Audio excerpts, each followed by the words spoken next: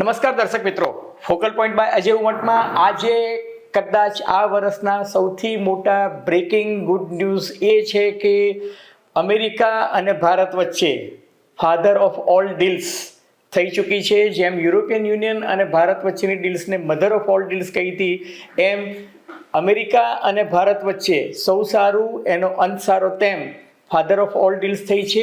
અને ડોનાલ્ડ ટ્રમ્પે જાહેરાત કરી છે કે ભારત પર 50% ટેરિફ હતી એ ઘટાડીને હવે 18% કરી નાખવામાં આવી છે. અને એને કારણે હું માનું છું કે ભારત અને અમેરિકા બંનેને અંતતોગત્વા ફાયદો જ થવાનો છે.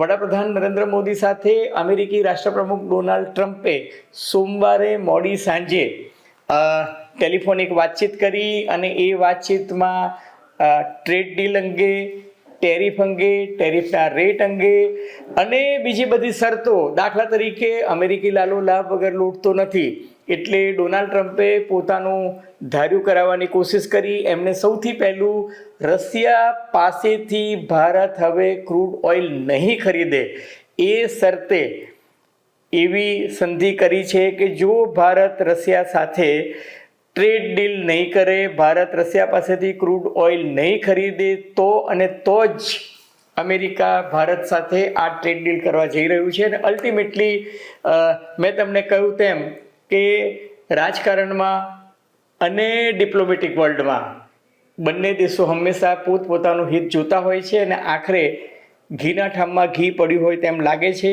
અમેરિકાએ ભારત પર ગત એપ્રિલથી જે એકબીજા સામે રસ્સાખેંચ ચાલતી હતી ટ્રેડ, ટેરિફ અને સમજૂતી અંગે, વ્યાપારિક સમજૂતી અંગે, એમાં અંતે એવું નક્કી થયું છે કે ડોનાલ્ડ ટ્રમ્પે ભારત પર જે 25% રેસિપ્રોકલ ટેરિફ નાખી હતી અને 25% દંડાત્મક, એટલે કુલ 50% દંડાત્મક ટેરિફ એ હતી કે તમે રશિયા પાસેથી ક્રૂડ ઓઇલ ખરીદવાનું બંધ ન કરો તો વધારાની 25% ટેરિફ, એટલે કુલ 50% ટેરિફ હતી.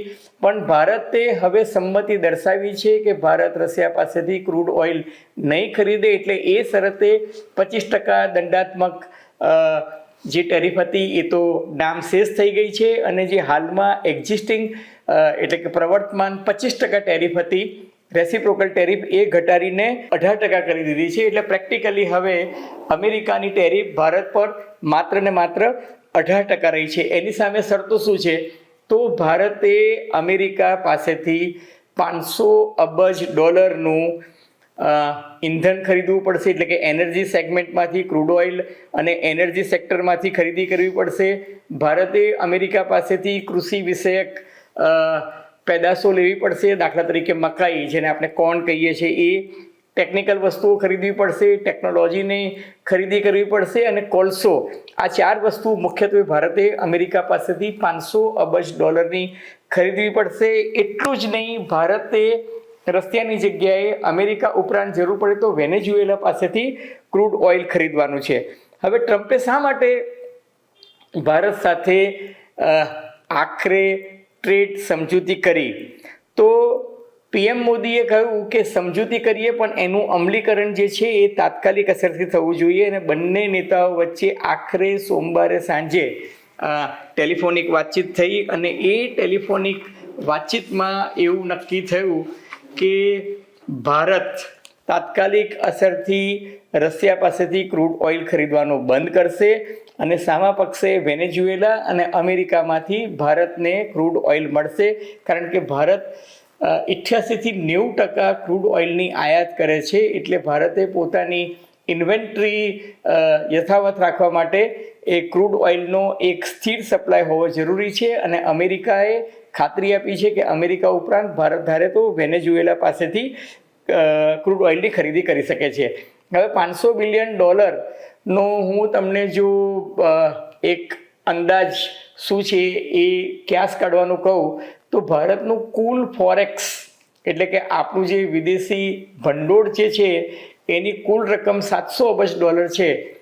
તો એ $700 અબજની સરખામણીમાં તમે વિચારો કે અમેરિકા આપણને ફરજ પાડે છે કે તમારે કમસે કમ $500 અબજ વેપાર અમેરિકા સાથે કરવો પડશે. ટૂંકમાં ભારત અને અમેરિકા વચ્ચે બહુ જ મોટી વેપારી સમજૂતી થઈ રહી છે.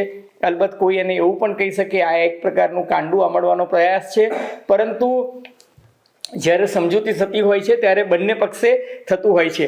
હવે સામા પક્ષે ડોનાલ્ડ ટ્રમ્પે એવી પણ એક બીજી શરત મૂકી છે કે ભારતની રેસિપ્રોકલ ટેરિફ જે છે એ ઘટાડીને 18% કરી, પણ એની સામે ભારતે અમેરિકન પ્રોડક્ટ જે છે એના ટેરિફ અને નોન ટેરિફ બેરિયર જે છે એ 0%, એટલે કે માત્ર એટલે અમેરિકન આઇટમ તમે ભારતમાં લાવો તો એના પર ટેરિફ જે છે એ 0%. અલબત્ત ભારતે કદાચ સમજૂતી એટલા માટે સ્વીકારી કે ભારતને 18% પર જો તમે ટેરિફ નાખી દો તો ભારતનું ટેક્સટાઇલ સેગમેન્ટ છે, અથવા તો જેમ્સ અને જ્વેલરી છે, અથવા તો સી ફૂડ ઇન્ડસ્ટ્રીઝ છે, અથવા તો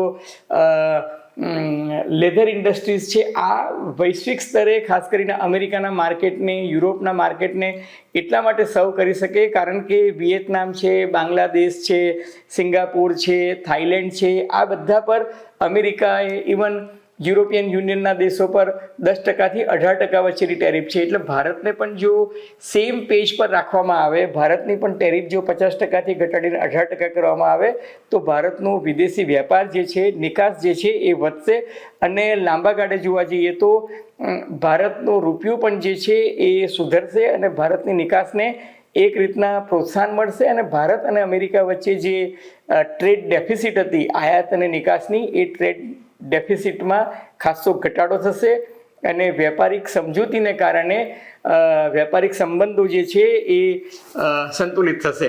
હવે આ તમામ ઘટનાક્રમ એકાએક નાટ્યાત્મક રીતે થયો, પરંતુ જો તમે થોડુંક પરિપ્રેક્ષ્ય અથવા પર્સ્પેક્ટિવમાં જુઓ તો સર્ગિયો ગોરની જ્યારે ભારતમાં નિમણૂક થઈ હતી અમેરિકાના રાજદૂત તરીકે, ત્યારે એમને સૌથી મોટો સંકેત આપ્યો હતો અને એમણે કહ્યું હતું કે ટૂંક સમયમાં જ ભારત અને અમેરિકા વચ્ચે ટ્રેડ ડીલ થઈ જશે. હવે આજે બંને વચ્ચે વાતચીત થઈ, ડોનાલ્ડ ટ્રમ્પ અને વડાપ્રધાન નરેન્દ્ર મોદીની વચ્ચે જે વાતચીત થઈ એનું પેપર કોણે ફોડ્યું? તો સર્ગિયો ગોરે પોતાના ટ્વિટર એકાઉન્ટથી એ જાહેરાત કરતાં કહ્યું કે સ્ટે ટ્યુન્ડ. વડાપ્રધાન નરેન્દ્ર મોદી અને ડોનાલ્ડ ટ્રમ્પ વચ્ચે સમજૂતી થવાની શક્યતા જે છે એનો એમને સંકેત આપતા કહ્યું કે સ્ટે ટ્યુન્ડ. આ બંને નેતાઓ વચ્ચે વાતચીત થઈ છે અને ગણતરીની પળોમાં જ ડોનાલ્ડ ટ્રમ્પનું જે પોતાનું સોશિયલ મીડિયા પ્લેટફોર્મ છે એના પરથી એને જાહેરાત કરતાં કહી દીધું કે વડાપ્રધાન નરેન્દ્ર મોદી સાથે સોમવારે સવારે એટલે અમેરિકી સમય પ્રમાણે સોમવારે સવારે મારે બહુ જ મિનિંગફુલ વાતચીત થઈ છે અને અમે બંને નક્કી કર્યું છે કે એટલે કે અમેરિકા અને ભારત વચ્ચે વેપારિક સમજૂતી થશે, અને શ્રીમાન નરેન્દ્ર મોદી કે જે ભારતના બહુ જ લોકપ્રિય નેતા છે, મજબૂત નેતા છે, એમનો એવો આગ્રહ હતો કે આ ટ્રેડ ડીલ તાત્કાલિક અસરથી જ અમલમાં આવવી જોઈએ, એટલે આજથી જ એટલે કે સોમવારે 2 ફેબ્રુઆરીથી જ તાત્કાલિક અસરથી અમલમાં આવે એ રીતે આ ટ્રેડ ડીલ કરવામાં આવી છે. અને તેમણે કહ્યું કે આ ટ્રેડ ડીલનો સૌથી મોટો ફાયદો એ થશે કે રશિયા, કે જેની પાસેથી ભારત ક્રૂડ ઓઇલ ખરીદતું હતું અને એને કારણે રશિયન અર્થતંત્ર, રશિયાની ઇકોનોમી જે છે એ મજબૂત ચાલતી હતી, કારણ કે ભારત રશિયા પાસેથી મોટા પ્રમાણમાં ક્રૂડ ઓઇલ ખરીદતું હતું. એ ક્રૂડની સરપ્લસ જે કેપેસિટી હતી એ ભારતીય રિફાઇનરી એમાંથી પેટ્રોલ, ડીઝલ અને કેરોસીન યુરોપના દેશોને, બર્મા એટલે કે મ્યાનમાર, શ્રીલંકા, બાંગ્લાદેશ, યુરોપના દેશોને વેચતું હતું. એને કારણે રશિયાની ઇકોનોમીને ફાયદો થતો હતો અને રશિયાની ઇકોનોમી જે પાયમાલ કરવાની અમેરિકા કોશિશ કરી રહ્યું છે એ કોશિશમાં એ નાકામયાબ જતું હતું અને એને કારણે રશિયા જે છે યુક્રેન સામેનું યુદ્ધ જે છે એ ચાલુ રાખતું હતું. ડોનાલ્ડ ટ્રમ્પ એવું માને છે કે જો ભારત રશિયા પાસેથી ક્રૂડ ઓઇલ ખરીદી બંધ કરશે તો એક આર્થિક ધોરી નસ જે છે એ રશિયાની કપાઈ જશે અને એને કારણે યુક્રેન અને રશિયા વચ્ચેનું યુદ્ધ જે છે એનો અંત લાવવામાં એમને સરળતા મળશે. ટૂંકમાં હું એવું ચોક્કસ કહી શકું કે ડોનાલ્ડ ટ્રમ્પે એક કાંકરે અનેક પંખી માર્યા છે. યુરોપિયન યુનિયનને પોતાની પાંખમાં લેવાની કોશિશ કરી છે, કારણ કે યુરોપિયન યુનિયન અને ભારત વચ્ચે mother of all trade deals થઈ છે. અલબત્ત એ ડીલ્સ અત્યારે માત્ર કાગળ પર છે, દસ્તાવેજ પર છે, હજુ યુરોપિયન પાર્લામેન્ટમાં એનું રેટિફિકેશન થયું નથી, પરંતુ ઓલમોસ્ટ નક્કી છે. એ સમયમાં યુરોપિયન યુનિયનનો બિઝનેસ બ્લોક અને ભારતનો બિઝનેસ બ્લોક અમેરિકી તરફેણમાં રહે, ચીન અને રશિયાથી વિમુખ થઈ જાય, એટલે ચાઇના, રશિયા, ઇન્ડિયા ઓર રશિયા, ઇન્ડિયા, ચાઇના RICની જે એક લિંક હતી એ તોડી નાખવાની કોશિશ કરી. ડોલરનું આધિપત્ય અથવા તો દાદાગીરી તોડવાની જે રશિયા અને ચીનની જે કારસો હતો અથવા તો મનસૂબો હતો એના પર પણ બ્રેક વાગી ગઈ છે, કારણ કે ભારત હવે અમેરિકી પાંખમાં જતું રહ્યું છે અને સાથોસાથ ઈરાન સામેની અમેરિકાની દાદાગીરી કહો કે ધોંસ કહો એ વધુ મજબૂત બનશે. ઈરાન હવે અમેરિકા સાથે પરમાણુ સંધિ કરવા માટે કદાચ બાધ્ય થશે. બંને વચ્ચે કાંડું આંબળવાની પણ અમેરિકાને તક મળશે અને એથી પણ ઉપરાંત ભારતનું 140 કરોડનું માર્કેટ અમેરિકન પ્રોડક્ટ માટે ઉપલબ્ધ થશે. સામા પક્ષે આ જ્યારે સમજૂતી થઈ ત્યારે એક એવા સમયે સમજૂતી થઈ છે કે જ્યારે ભારતના વિદેશ પ્રધાન એસ જયશંકર અમેરિકાની મુલાકાતે હતા અને અમેરિકામાં ક્રિટિકલ મિનરલ સપ્લાય ચેઇન મુદ્દે 3 દિવસીય શિખર પરિષદ હતી, એમાં એ હાજરી આપવા ગયા હતા અને ત્યારે જ્યારે આ સંધિ થઈ છે એને આવકારતા વડાપ્રધાન નરેન્દ્ર મોદીએ 140 કરોડની જનતા વતી અમેરિકી રાષ્ટ્રપ્રમુખ ડોનાલ્ડ ટ્રમ્પનો આભાર માનતા કહ્યું છે કે ડોનાલ્ડ ટ્રમ્પ વિશ્વના એક એવા નેતા છે કે જે વિશ્વમાં શાંતિ અને સ્થિરતા લાવવા ઈચ્છે છે. ભારત પણ ઈચ્છે છે કે યુદ્ધનો અંત જે છે એ સંવાદથી થાય. એમણે કહ્યું કે ભારત અને અમેરિકા વિશ્વની સૌથી મોટી લોકશાહી અને વિશ્વની સૌથી સમૃદ્ધ અને સુદૃઢ લોકશાહી વચ્ચે જો ટ્રેડ ડીલ થાય તો એનાથી રૂડું શું હોઈ શકે. ટૂંકમાં સૌ સારું જેનો અંત સારો, ઘીના ઠામમાં ઘી પડશે એવું લાગી રહ્યું છે. અને આ જે ડીલ થઈ છે એના કારણે હું માનું છું કે ભારતીય ઇકોનોમીને ખાસું બુસ્ટઅપ મળશે. ફોરેન ડાયરેક્ટ ઇન્વેસ્ટમેન્ટ ભારતમાં આવવાની શરૂઆત થશે. ફોરેન પોર્ટફોલિયો ઇન્વેસ્ટમેન્ટ ભારતમાં આવશે. એફઆઈઆઈ ફરી પાછું ભારતમાં મૂડીરોકાણ કરશે. એકમાત્ર સંકેત આપું તો જ્યારે સોમવારે મોડી રાત્રે 12 વાગે જ્યારે હું આ વિડીયો બનાવી રહ્યો છું ત્યારે ગિફ્ટ નિફ્ટીનો આંખ હું જોઈ રહ્યો છું તો એ 1100ની ઉપર જતું રહ્યું છે. એનો અર્થ એ કે ગિફ્ટ નિફ્ટીએ તો દેખીતી રીતે આ ટ્રેડ ડીલને આવકારી છે અને મને લાગે છે કે ભારતીય શેર બજાર, નિફ્ટી, સેન્સેક્સ, બેંક ઇન્ડેક્સ બધા જ એને આવકારશે. આગે આગે દેખો હોતા હૈ ક્યા. મિત્રો, તમને ફોકલ પોઈન્ટ બાય અજય ઉમટનો આ એપિસોડ નવ ગુજરાત સમય અને અમદાવાદ મિરરના સથવારે ગમ્યો હોય તો મહેરબાની કરીને એને લાઇક કરજો, શેર કરજો, સબસ્ક્રાઇબ કરજો. પેલું બેલ આઇકોનનું બટન દબાવવાનું ભૂલતા નહીં, જેથી તમને અમારા નવા વિડીયોઝના નોટિફિકેશન્સ મળતા રહે. અને આપની પ્રતિક્રિયા, ટીકા ટીપ્પણી, અવલોકન અમને કહેજો. ધન્યવાદ, ખૂબ ખૂબ આભાર.